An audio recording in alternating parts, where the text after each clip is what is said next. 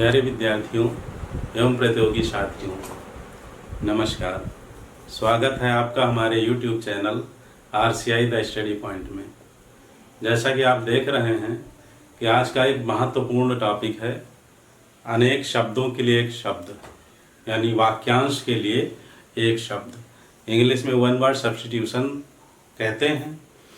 तो इसका महत्व क्या है? स्कूली शिक्षा से लेकर 11 और 12 के चाहे विद्यार्थी हों अथवा UPSC हिंदी मीडियम से एग्ज़ाम देने वाले परीक्षार्थी हों, सब के लिए यह एक महत्वपूर्ण विषय है, प्रकरण है। इसके द्वारा ही हम अपनी भाषा को सुगठित, सारगर्भित एवं प्रभावशाली बना सकते हैं। भाषा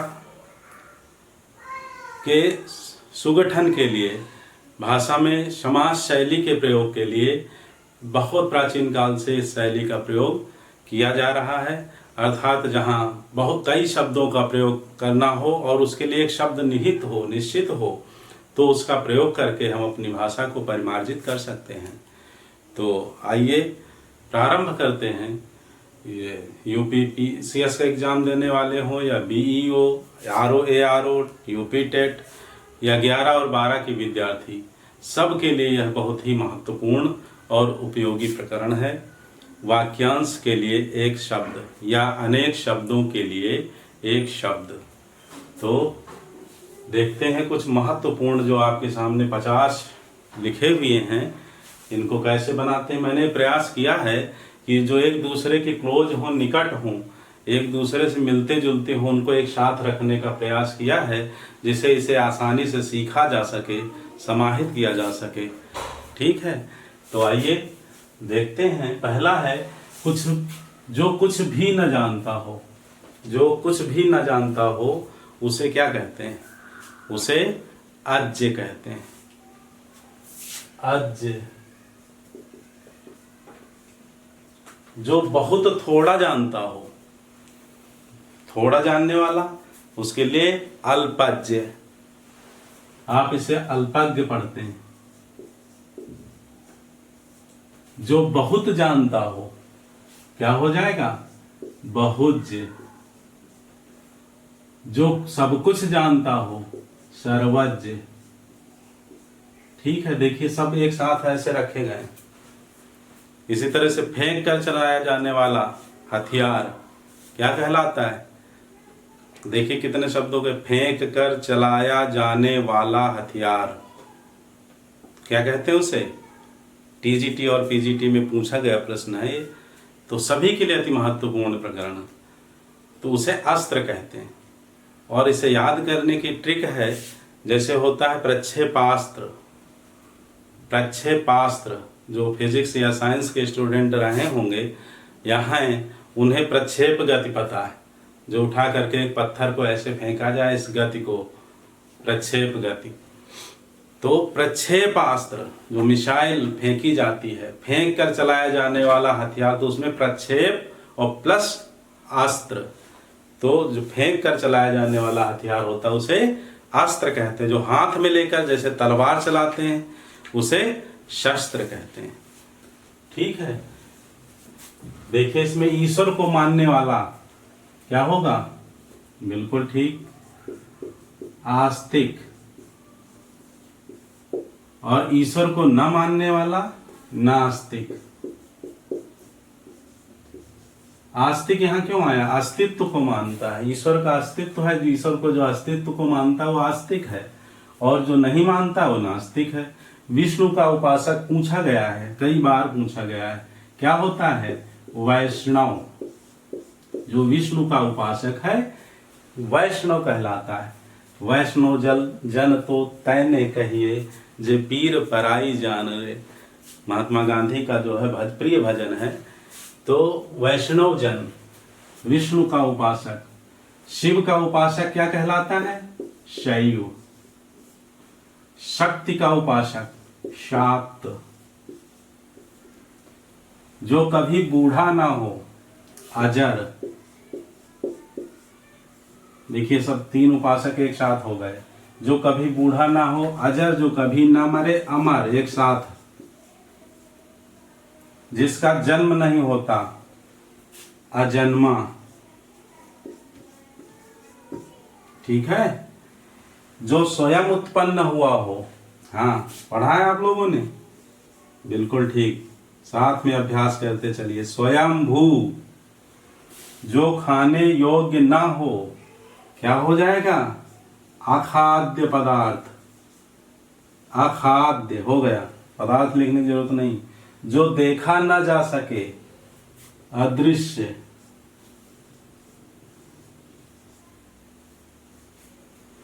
जो वध करने योग्य ना हो, अवध।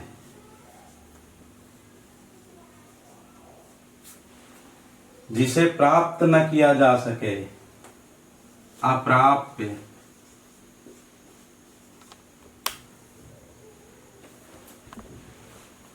जिसे जीता ना जा सके, क्या होगा? जिसे जीता ना जा सके, अजेय। बिल्कुल ठीक, अजेय। जो न जाना गया हो, उसे क्या कहेंगे? अज्ञात। जिसे जाना ना जा सके, अजेय।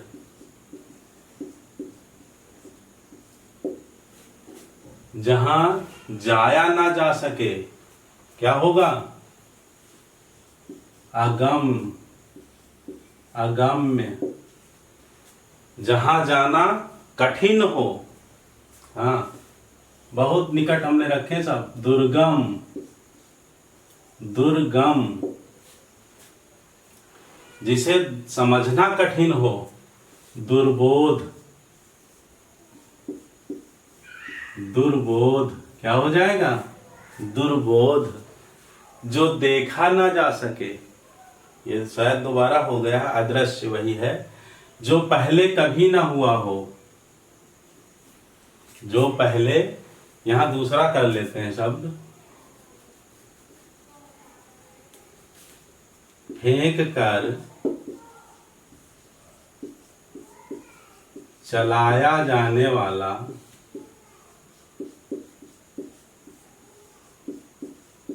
हथियार, क्या हो जाएगा?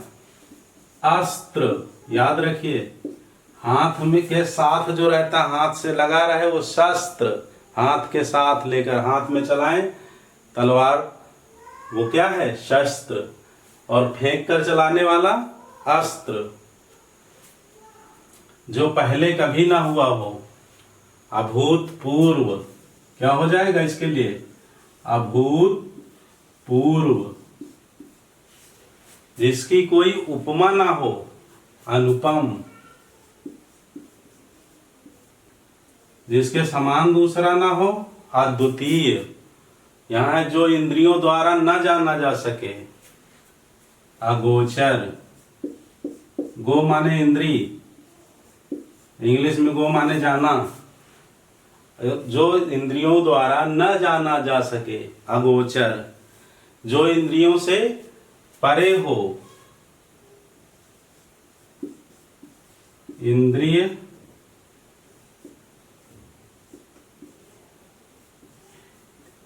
इंद्रियातीत।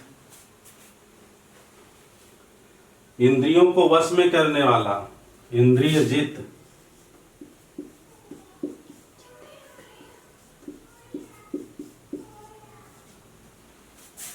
इंद्र को जीतने वाला, इंद्रजीत।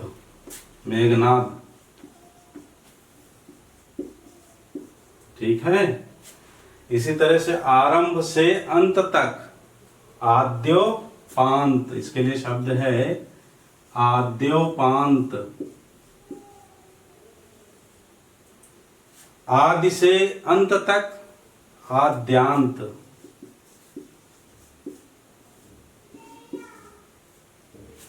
ठीक है। पैर से मस्तक तक, पाद मस्तक। इसके लिए यह शब्द है। आशा से परे या आशा से अतीत, इसे हम अतीत भी कह सकते हैं, परे को। तो क्या हो जाएगा? आशातीत, कहते हैं आशातीत सफलता। जिसका निवारण ना हो सके, अनिवार्य, क्या हो जाएगा? अनिवार्य। ठीक है। अब देखिए कुछ और देखते हैं। 33 हो चुके हैं। जो गिना ना जा सके, सीखते रहिए, साथ में बोलते रहिए, दोहराते जाइए, आत्मसात करते जाइए, और इससे आप हिंदी के अच्छे विद्वान हो जाएंगे। ठीक है। अनेक शब्दों के लिए एक शब्द, तो आपका ज्ञान इससे बढ़ेगा। आपको कि जैसे निबंध कहीं लिखना है, यूपीएससी हो या यूपीपीसीएस हो, तो आप बेहतर निबंध लिख सकेंगे। ठीक है। और टीजीटी, पीजीटी, आरओ, इसमें तो सीधा प्रश्न यहाँ से उठकर बनेगा। इसी तरह से 11-12 के विद्यार्थियों के लिए भी सीधा प्रश्न सामने लिखना रहता है। तो जो गिना ना जा सके, क्या होगा? अगणित। अगणित।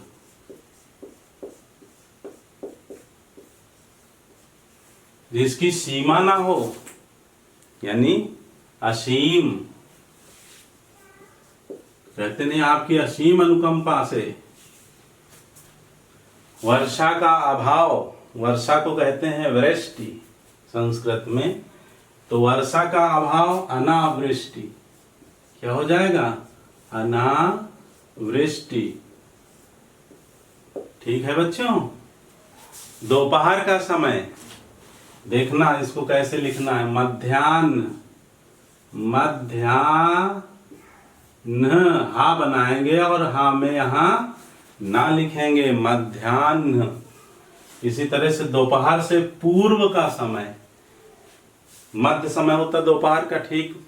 मध्य दिवसत शीत न घामा, 12 बजे भगवान राम का जन्म हुआ, तो मध्याह्न दोपहर से पहले का समय हो जाएगा। तो हाँ, पूर्व होता है, पहले को पूर्व कहते हैं, तो इसको कर दीजिए पूर्वाह्न। ठीक है। ये इसी तरह से दोपहर के बाद का समय क्या हो जाएगा? अपराह्न।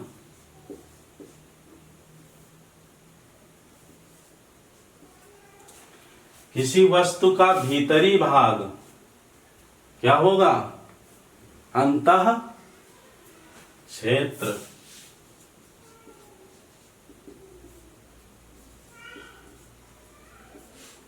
जो कम बोलता हो उसे क्या कहेंगे? अल्पभाषी या मितभाषी। मितभाषी, अल्पभाषी भी कह सकते हैं। जो अधिक बोलता हो उसे वाचाल। देखिए एक साथ रखा है हमने, उसे क्या कहेंगे? वाचाल। जिससे आपको समझने में, याद करने में, आत्मसात करने में कठिनाई ना हो। जो मीठा बोलता हो, मृदुभाषी। क्या हो जाएगा?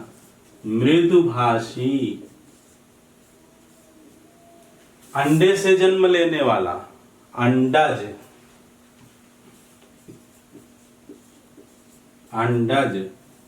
अब यहाँ जो मितभाषी है, इसी तरह से जो कम खर्च करने वाला हो, मितव्ययी। कम खर्च करने वाला या आवश्यकता अनुसार खर्च करने वाला मितव्ययी, मित से बना है। जो कम बोलता हो मितभाषी, जो मीठा बोलता हो या जो मधुर बोलता हो मृदुभाषी। अंडे से जन्म लेने वाला अंडज। सृष्टि में, इस संसार में 4 तरह के प्राणी या जीव अंडे से जन्म लेने वाले अंडज, पिंड से जन्म लेने वाले पिंडज, स्वेद या पसीने से जन्म लेने वाले जो जूं है, चीलर और किलनी, चपटी, ये सब इस तरह के जो हैं, या खटमल, ये सब स्वेदज में आते हैं। ठीक है। और जैर से जन्म लेने वाले जैसे मनुष्य के संतान जरायुज होते हैं। तो इनको एक साथ मैंने रखा है कि इनको अच्छे से आप भली भांति समझ सकें। पिंड से जन्म लेने वाले पहाड़ आदि पिंडज, वृक्ष भी इसमें आते हैं। अंडे से जन्म लेने वाले अंडज, पिंड से जन्म लेने वाले पिंडज, वृक्ष हैं, पहाड़ हैं, बढ़ता है ना, हिमालय बढ़ रहा है, बाद में बना है सबसे, यहाँ कभी सागर लहराता था, तो ये क्या है? पिंडज।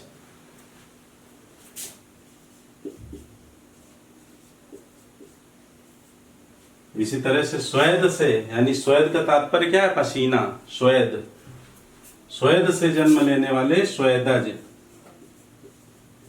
जा धातु जो है इसमें जुड़ गई। पर्यायवाची के समय हमने बताया था जा धातु का तात्पर्य है जन्मना, जन्म लेना। तो अंडे से जन्म लेने वाला, अंड में जा धातु जोड़ दीजिए, अंडज, पिंडज, स्वेदज, जरायुज। इसी तरह से बड़ा भाई या जो पहले जन्म लिया हो, अग्रज। इस तरह से भी आ सकता है कि जिसका जन्म पूर्व हुआ हो, अग्रज। और जिसका जन्म अनु, अनु का तात्पर्य है पीछे। इस तरह से हमने तो इसको शॉर्ट में लिख दिया। इसको इस तरह से भी पूछा जा सकता है जिसका जन्म अनु और ब्रैकेट में पीछे हुआ हो, क्या कहेंगे? अनुज। ठीक है। और एक ही माँ की संतान या दो भाई, सहोदर। बहन है तो सहोदरा। जिसकी आशा ना की जाए, क्या हो जाएगा? यहाँ क्या है? आशा से परे, अतीत, आशातीत। और जिसकी आशा न की जाए, क्या होगा इसके लिए एक शब्द? बताइए। अप्रत्याशित। ठीक है, क्या लिखेंगे? अप्रत्याशित।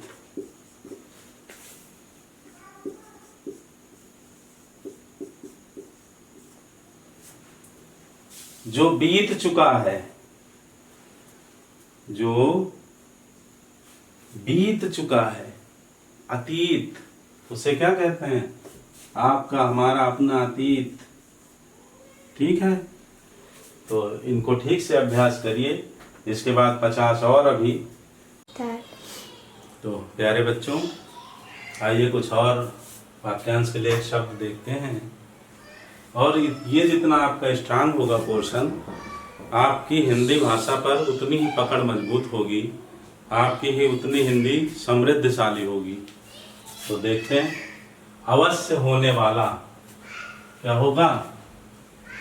अवश्य होने वाला, अवश्यंभावी।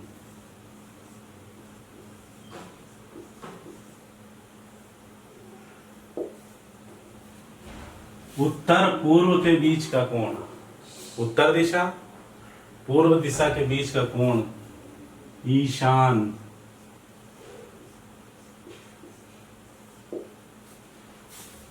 बिना प्रयास के, यद्यपि कुछ मिलता नहीं है, ईश्वर की कृपा के अतिरिक्त अनायास। जो गुण दोष का विवेचन करे, गुण और दोष का विवेचन, दूसरों के दोषों का अन्वेषण जो करे, छिद्रान्वेषण होता है। दूसरे के गुणों को ग्रहण करने वाला गुणग्राही होता है। लेकिन जो गुण और दोष दोनों का विवेचन करे होता है आलोचक। आदेश की अवहेलना, किसी को आदेश दिया जाए तुम्हें ये करना है, सारे याद करना है, आप ना करें तो क्या होगी? वो अवज्ञा। जो ग्रहण करने योग्य ना हो, अग्राह्य। क्या होगा? अग्राह्य। बिल्कुल ठीक। जिसे प्राप्त न किया जा सके, अप्राप्य। अप्राप्य, पाहे। जो तुरंत कविता बना सके, उस कवि को कहते हैं आशु कवि। कविता करने वाला, ये भी पूछ लिया जाता है। कवि, कविता करने वाली वह स्त्री जो कविता करती हो, कवयित्री। वर्तनी में आगे बताएंगे कैसे लिखा जाएगा, देख लीजिए आज भी। अब ऋषि द्वारा कही गई बात, आर्ष, उसे कहते हैं आर्ष। इंद्रियों की पहुंच से बाहर जो हो, उसे अतीन्द्रिय कहते हैं, अतीन्द्रिय ज्ञान। जिसकी तुलना न की जा सके, अतुलनीय।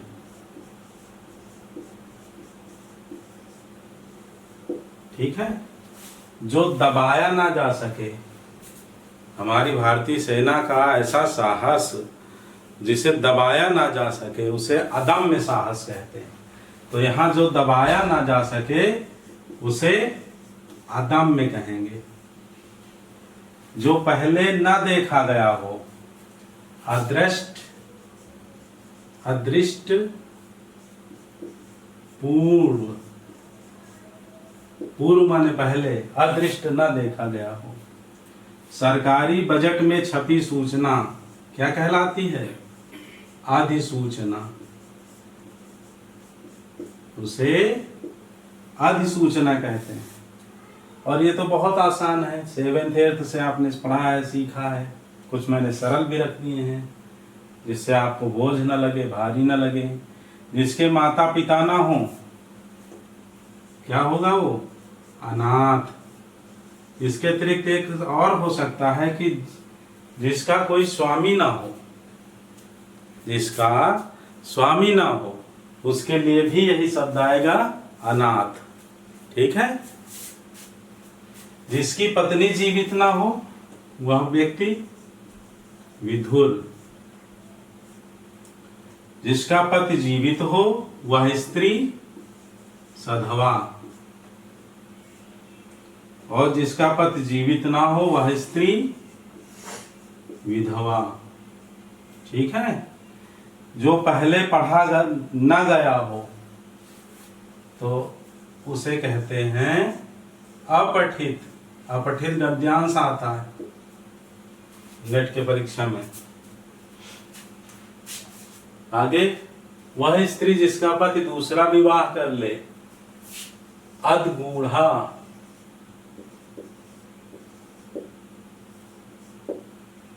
जो अभी अभी नहा कर आया हो या आई हो, उसके लिए एक शब्द इंपॉर्टेंट है, सद्यः स्नात।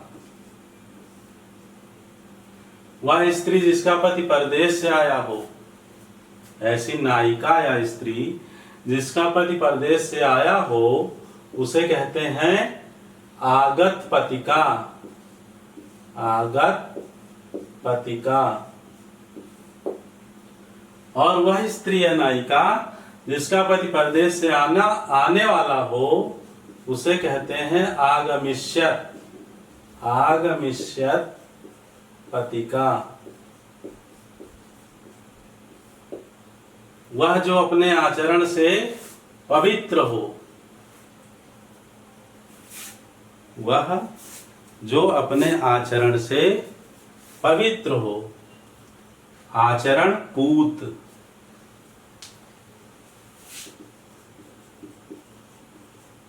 या आचार पूत। वह स्त्री या नायिका जिसका पति रात को अन्य स्त्री के पास रहकर प्रातः आया हो, उसे खंडिता नायिका कहते हैं। खंडिता नायिका। और कोई नायिका जो कृष्ण पक्ष में रात को अपने प्रेमी से मिलने जाए, उसे कृष्णाभिसारिका कहते हैं। वह स्त्री जिसका पति परदेश गया हो, प्रोसित पतिका। उसे क्या कहते हैं? प्रोसित पतिका। और वह नायिका जिसका पति परदेश जाने वाला हो, प्रवत्स्य पतिका कहते हैं। जो इस लोक का ना हो, इस लोक का ना हो, इस लोक से परे, वह क्या होगा? अलौकिक।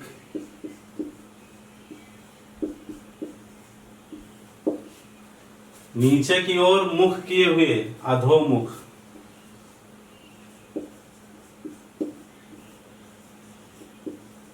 ऊपर की ओर मुख किए हुए, उन्मुख। सामने मुख किए हुए, सन्मुख। जिसका आदर न किया गया हो, अनादृत। क्या होगा? अनादृत। जो मापा ना जा सके, अमाप्य।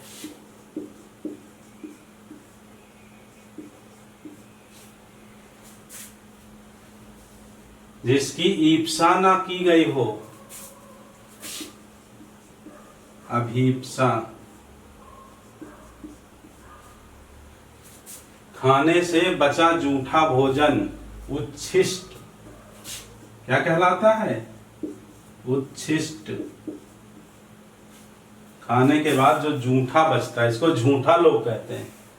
सही क्या है? जूठा भोजन, जूठन। उच्छिष्ट, जिसकी उपमा ना दी जाए, जिसकी उपमा दी जाए तो उसे क्या कहते हैं? अलंकार में पढ़ाया था, जिसकी उपमा दी जा रही हो वह क्या कहलाता है? उपमेय। और सीख लीजिए आज, जिसने नहीं पढ़ा है वो पीछे देख सकते हैं आप, उपमा, उपरूपक आदि अलंकार जो सिखाया था। जिससे उपमा दी जाए उसे क्या कहते हैं? बिल्कुल ठीक, आप लोग बहुत होशियार हैं। जिसका मन उदार हो, अच्छा, जिसकी उपमा दी जाए, उपमान, क्या कहते हैं उसे? उपमान। और जिसका मन उदार हो वह क्या होता है? उदार मना। और जिसका मन महान हो, सीधी सी बात है, महामना। मना किसके लिए कहा जाता है? महामना पंडित मदन मोहन मालवीय के लिए कहा जाता है, जिन्होंने अपना पूरा जीवन काशी विद्यापीठ के लिए समर्पित कर दिया। जिसका हृदय उदार हो, उदार हृदय, उदार हृदय। जिसके आने की तिथि ज्ञात ना हो, क्या कहते हैं उसे? जिसके आने की तिथि ना ज्ञात हो उसे अतिथि कहते हैं। या लिखा हो कि जिसके आने की तिथि निश्चित ना हो, अतिथि। अब आगे देख लीजिए, 90 ये हो चुके हैं। कुछ और इसका स्क्रीनशॉट ले सकते हैं आप, और इसका रिवीजन करने के लिए।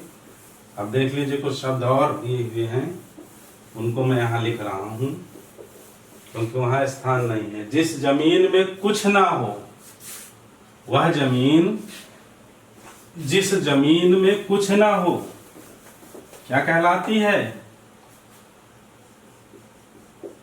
जिस जमीन में कुछ ना हो उसे क्या कहते हैं? ऊषर। फिर तीव्र बुद्धि वाला, कुशाग्र बुद्धि। तीव्र बुद्धि वाला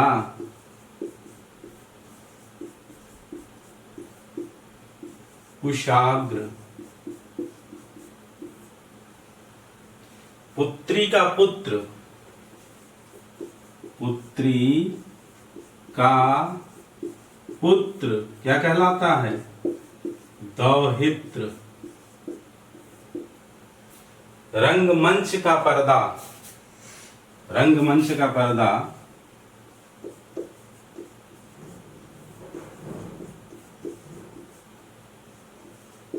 क्या कहलाता है? यवनिका। अगला है जंगल में लगन, पेट की आग। पेट में जो आग होती है, पेट की आग, उसे क्या कहते हैं? हाँ, जठर। पेट और उसमें अग्नि जोड़ दो तो क्या हो जाएगा? जठराग्नि। क्या कहेंगे उसे? जठराग्नि। जो पेट में आग होती, भोजन जिससे पचता है। ठीक है। इसी तरह से जंगल में लगने वाली आग, एक जंगल में आग लग जाती, दो पेड़ आपस में रगड़ करके आग पैदा उत्पन्न करते हैं। जंगल में लगने वाली आग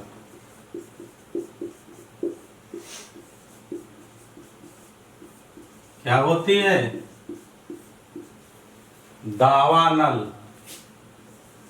दावानल। और समुद्र की एक आग होती है, मालूम है? समुद्र में लगने वाली हजारों गैलन पानी सोख लेती है। समुद्र में लगने वाली आग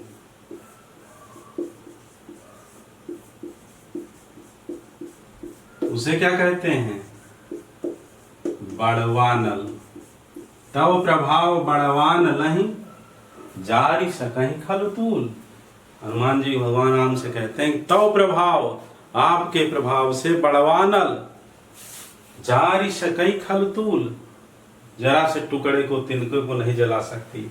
वह जो समुद्र में आग लगती है, हजारों हजार गैलन पानी सुखा देती है, उसे क्या कहते हैं? बड़वानल। तो इस तरह से इसे याद रखेंगे तो कंफ्यूजन नहीं रहेगा। बड़वानल समुद्र में, तव प्रभाव बड़वानल है जारी सकई खलतूल। तो जंगल में लगने वाली आग दावानल, पेट में जो आग होती है जठराग्नि। तो अभ्यास करते रहिए, पढ़ते रहिए, मस्त रहिए, व्यस्त रहिए।